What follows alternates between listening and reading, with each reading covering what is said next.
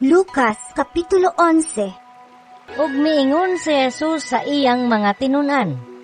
Pananglit usa ka ninyo, moadto sa balay sa usa ka higala sa tungang gabii, ug moingon kaniya, Bay, pabaylo akong tulo ka buokpan, kay miabot sa amo ang usa ko ka higala nga nagpanaw, ug wala gayud ako ikapakaon kaniya. Unya, tubagon ka sa imong higala didto sa sulod. Ayaw na akong samuka. Gitrangkahan ang pultahan, ug ako ug ang akong kabataan nang higda na.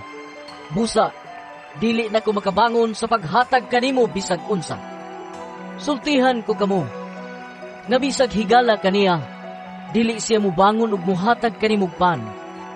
Apan mubangon na lang siya ug muhatag kanimo sa tanan nga imong gikinahanglan, kay wala ka man maulaw sa pagsigig pangayo.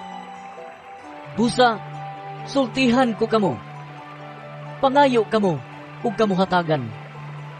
Pangita kamo ug kamo makakaplan. Pagtuktok kamo ug ablihan ang pultahan alang kaninyo. Kay ang tanan nga mangayo hatagan, ug siya nga mangita makakaplag. Ug ang pultahan ablihan alang kaniya nga magtuktok. Kamong mga amahan, kinsa man kaninyo ang muhatag sa inyong anak ug bitin, kung siya mangayog isda, umuhatag kaniyag tanga kung mangayo siyag itlog. Bisan pa sa inyong pagkadautan, mahibalo kamong muhatag og maayong mga butang ngadto sa inyong mga anak.